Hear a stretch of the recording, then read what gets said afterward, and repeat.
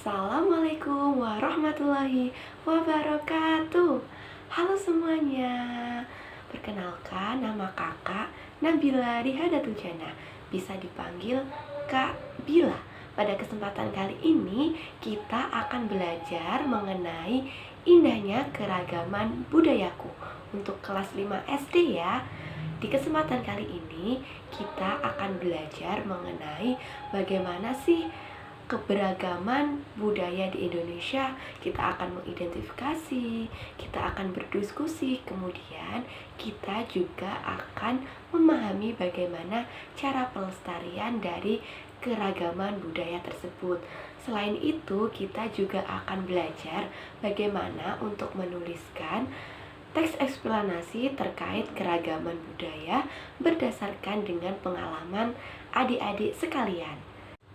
Nah, sebelum kita belajar bersama dengan kakak mau tanya nih, kira-kira adik-adik sekalian tahu nggak gambar apa ini? Oke, benar sekali. Ini adalah gambar terkait bentuk keragaman yang ada di Indonesia. Nah, keragaman ini adalah keragaman budaya yang menjadi warisan budaya di Indonesia. Kira-kira keragaman apakah ini dan bagaimana cara kita untuk melestarikannya? Yuk kita belajar bersama-sama. Oke, sebelum kita lanjut, kakak ada dua gambar yang menjadi salah satu contoh terkait keberagaman budaya yang menjadi warisan budaya nasional di Indonesia. Yang pertama adalah gambar ini. Ada yang tahu tidak ini gambar apa? Nah, betul sekali. Ini adalah Candi Borobudur. Candi Borobudur adalah suatu candi yang dibangun pada abad ke-8 dan ke-9 Masehi dalam masa pemerintahan dinasti Syailendra. Candi Borobudur adalah salah satu monumen Buddha terbesar di dunia. Selain itu, Candi Borobudur juga menjadi warisan budaya nasional yang sudah ditetapkan oleh UNESCO pada tahun 1991. Gambar yang kedua adalah gambar batik. Batik adalah salah satu contoh warisan kebudayaan di Indonesia yang masih dilestarikan dan diproduksi pada saat ini. Batik adalah salah satu warisan budaya nasional yang diakui oleh UNESCO sebagai warisan budaya yang berasal dari warisan kemanusiaan dan warisan non-bendawi. Nah, batik ini ditetapkan sebagai warisan nasional pada tanggal 2 Oktober 2009. Siapa yang di rumah suka pakai batik? Itu salah satu contoh bagaimana kalian menghargai dan melestarikan kebudayaan batik. Selain batik dan Candi Borobudur, kira-kira apa lagi ya warisan budaya yang ada di Indonesia? Kemudian, apa sih itu warisan budaya? Yuk kita belajar bersama-sama. Indonesia memiliki berbagai keragaman warisan budaya. Warisan budaya adalah benda atau atribut tak berbenda yang merupakan jati diri suatu masyarakat atau kaum yang diwariskan oleh generasi sebelumnya, yang nantinya akan dilestarikan oleh generasi mendatang. Nah, warisan budaya sendiri ada dua loh jenisnya. Ada warisan budaya benda dan ada warisan budaya tak benda. Kira-kira apa sih warisan budaya benda dan apa yang termasuk warisan budaya tidak benda? Warisan budaya benda adalah warisan budaya yang berupa material atau fisik yang dapat dilihat dan diraba, seperti bangunan, pakaian, senjata, alat musik, alat produksi, dan makanan. Nah, kakak akan memberikan contoh dari warisan budaya benda. Contoh dari warisan budaya benda adalah Candi Borobudur, wayang, kris, dan makanan pempek Palembang. Warisan budaya tak benda adalah suatu warisan budaya yang tidak berupa material atau non-fisik dan tidak dapat dilihat dan diraba. Nah, seperti lagu, tarian, kebiasaan, bahasa, adat istiadat, dan juga keterampilan. Nah, contoh dari warisan tak benda adalah upacara ngaben, kemudian tari saman, tedak siten, dan juga lagu daerah yaitu lagu Sajojo. Wah, ternyata Indonesia memiliki keberagaman budaya yang banyak ya, luar biasa sekali. Ada yang dalam bentuk warisan budaya benda dan juga ada yang berupa warisan budaya tidak benda. Nah, kira-kira dari keberagaman Indonesia yang sangat luar biasa, bagaimana sih cara kita untuk melestarikan warisan budaya, baik itu benda maupun tidak benda? Cara kita untuk melestarikan kebudayaan yang menjadi warisan budaya di Indonesia antara lain mempelajari dan mengembangkan budaya lokal Indonesia, tidak terpengaruh oleh kebudayaan asing, memperkenalkan kebudayaan nasional Indonesia ke negara lain, dan menjadikan budaya sebagai identitas negara. Selain itu, kita juga bisa mengajarkan budaya Indonesia ke warga asing, mengenalkan budaya daerah kita, mempunyai sikap mau menerima keberagaman dari budaya lain, dan mengekspor keberagaman barang-barang kesenian yang menjadi warisan kebudayaan. Dan yang terakhir adalah memiliki rasa cinta dan bangga kepada warisan budaya yang menjadi suatu keberagaman budaya di Indonesia. Nah, bagaimana adik-adik, sudah tahu tidak apa saja yang menjadi warisan budaya yang menjadi suatu keberagaman budaya di Indonesia? Sekarang adik bisa mencari tahu bagaimana warisan budaya yang ada di sekitar tempat tinggal adik, dan adik bisa menganalisis apa sih nama budaya tersebut, kemudian jenis dari warisan budaya tersebut termasuk dari warisan budaya benda ataupun warisan budaya non benda, dan bagaimana cara adik untuk melestarikan kebudayaan yang menjadi warisan budaya di sekitar kalian semua. Untuk menambah pemahaman dan pengetahuan kalian semua, yuk kakak ajak adik-adik semua untuk menyaksikan satu video terkait keberagaman budaya yang menjadi warisan budaya nasional di Indonesia. Yuk kita saksikan bersama.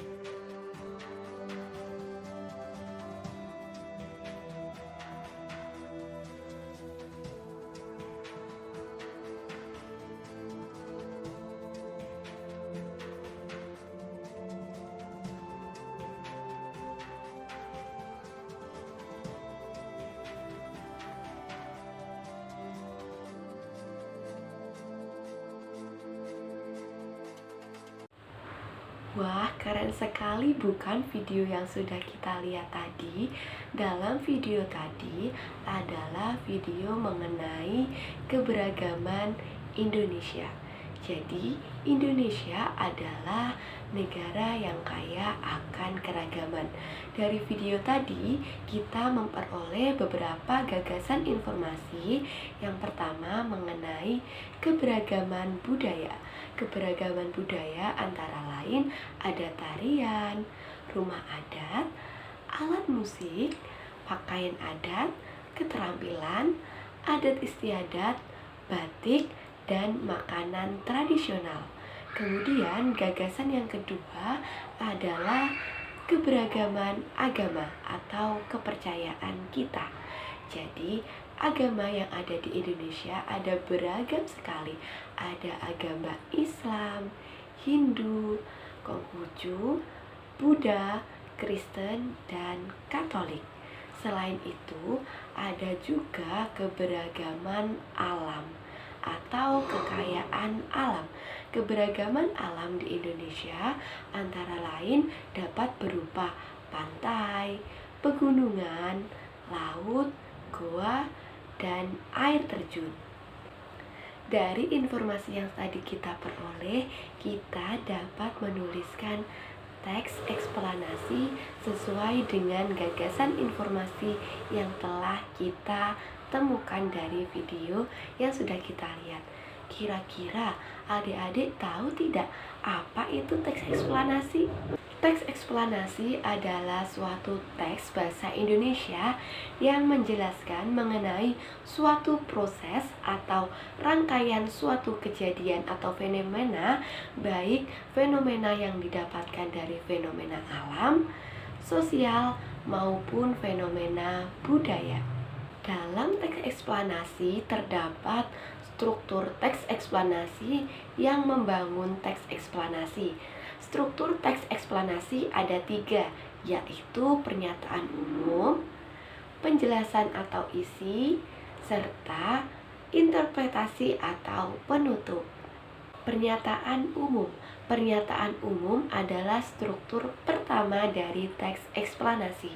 Pernyataan umum biasanya berisi terkait gambaran awal mengenai fenomena yang akan disampaikan oleh penulis yang menjelaskan mengenai definisi sebagai pengantar atau informasi umum suatu teks. Kemudian struktur teks eksplanasi yang kedua adalah penjelasan atau isi.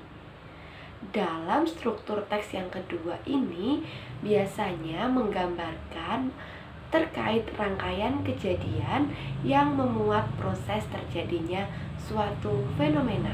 Biasanya pada struktur ini menjelaskan mengenai sebab akibat suatu hal yang akan dibahas dalam teks. Nah, struktur teks eksplanasi yang ketiga adalah interpretasi atau penutup. Biasanya pada bagian interpretasi atau penutup berisi mengenai ulasan penjelasan yang biasanya berisi mengenai komentar atau penilaian penulis mengenai dampak dari fenomena yang telah dibahas pada bagian 1 dan bagian 2. Kira-kira adik-adik sekalian bisa tidak ya menentukan mana sih yang termasuk pernyataan umum, penjelasan atau isi, dan bagian penutup?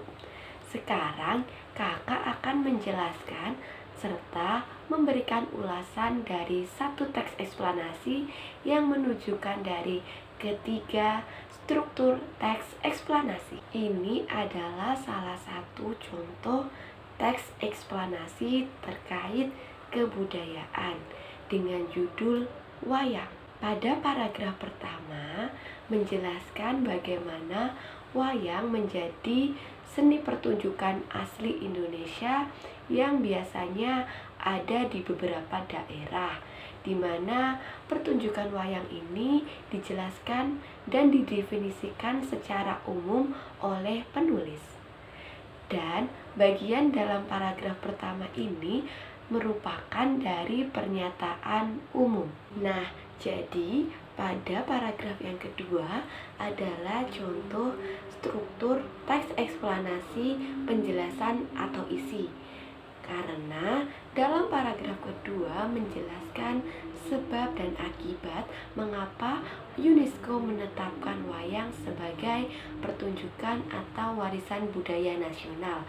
Kemudian juga dijelaskan asal-usul wayang terbentuk hingga menjadi kebudayaan yang terkenal. Nah, pada paragraf ketiga adalah contoh struktur teks eksplanasi yang terakhir, yaitu interpretasi atau penutup, yang mana berisi mengenai pandangan atau ulasan penulis terkait teks yang sedang dibahas atau topik bahasan yang mereka tulis, yaitu menjelaskan nilai-nilai dari wayang dan pandangan penulis terkait wayang itu seperti apa. Bagaimana adik-adik? Apakah sudah paham terkait teks eksplanasi dan struktur teks eksplanasi? Nah, untuk lebih paham lagi, silakan adik-adik mencoba untuk menuliskan teks eksplanasi berdasarkan pengalaman atau pengetahuan adik-adik tentang lingkungan sekitar adik-adik. Kemudian, jangan lupa untuk menentukan struktur dari teks yang sudah adik-adik buat. Apakah sudah memuat 3 struktur dari teks eksplanasi yang antara lain adalah pernyataan umum, penjelasan atau isi, dan interpretasi atau penutup. Nah, adik-adik, untuk mengecek pemahaman kalian, apakah kalian sudah paham terkait pembelajaran kita pada hari ini? Yuk kita evaluasi bersama. Nah, kakak sudah menyiapkan beberapa soal evaluasi. Bisa adik-adik kerjakan di buku adik-adik masing-masing. Soal evaluasinya akan kakak tampilkan setelah ini.